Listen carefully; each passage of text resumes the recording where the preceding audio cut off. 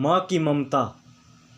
मैं रूम में अपने किसी काम में व्यस्त था, तभी किचन से अपनी माँ और बीवी की आवाज़ सुनी। मेरी बीवी माँ को खरी खोटी सुना रही थी। शायद माँ ने दूध फ्रिज से बाहर रख दिया था, जिससे दूध फट गया था।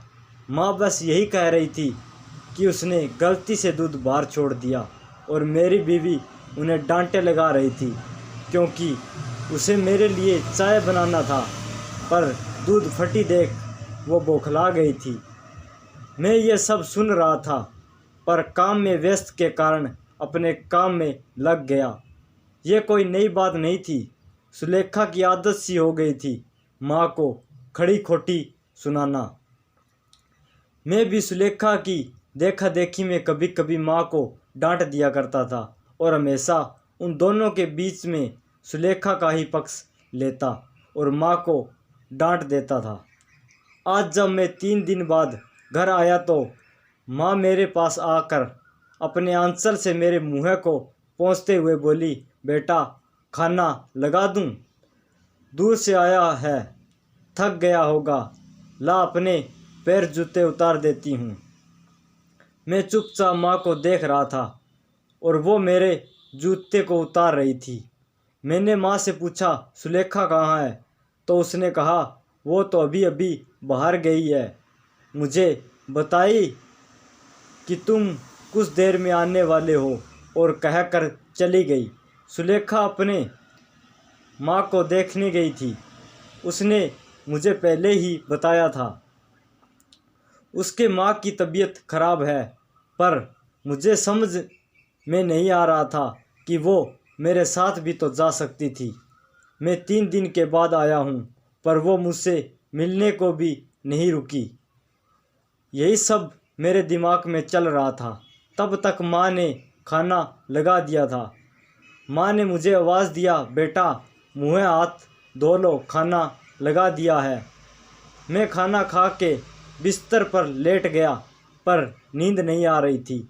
मन में बस एक ही बात चल रही थी कि सुलेखा अपने माँ को देखने के जल्दी में मुझसे मिलने बिना चली गई, और मैं उसके चलते अपने माँ को हमेशा डांटता रहता हूँ। लेकिन माँ उस बात को लेकर कभी भी मुझसे या सुलेखा से कोई नाराज़गी नहीं जताती थी। वो बस सुनती और भूल जाती। लेकिन ये बात मेरे मन में घर कर गई। सारी रात में बस माँ के बारे में सोचता रहा। आखिर क्यों वो अपनी बेइज्जती बर्दाश्त करती है? आखिर क्या है वो चीज़ जिसके चलते माँ मुझसे इतना प्यार करती है? क्यों हमेशा मेरी चिंता करती है? क्यों वो सुलेखा की बातों का जवाब नहीं देती? क्यों और न जाने कितने ही क्यों मेरे मन को जोर कर रही थी। मैं सुबह माँ को सबसे पहले ही पूछा, आखिर कौन सी बात है जिसके चलते तुम इतना सब सहती हो और उफ तक नहीं करती? मैं माँ की बातों को सुनकर दंग रह गया।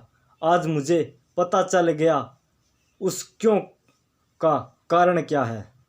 माँ ने बहुत ही सहज भाव से कहा था, पर उनकी वो बातें मुझे आज सच में रूबरू करवा गए। उन्होंने कहा, बेटा मेरी ज़िंदगी तो कट गई, बस तुम्हारी चिंता हमेशा सताती रहती है।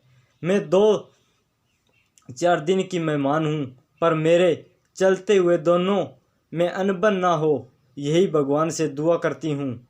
तुम दोनों खुश रहो, आज़ाद रहो, इससे ज़्यादा एक माँ के लिए क्या हो सकता। ये कहकर वो किचन चली गई और जाते जाते कह गई, तू इतना सोच मत, सर दर्द करेगा। मुझे मेरे सारे क्यों का जवाब मिल गया था। ये सब माँ की ममता ही तो है, जो अपने दुख को भूलकर अपने बेटे के सुख की दुआ करती है।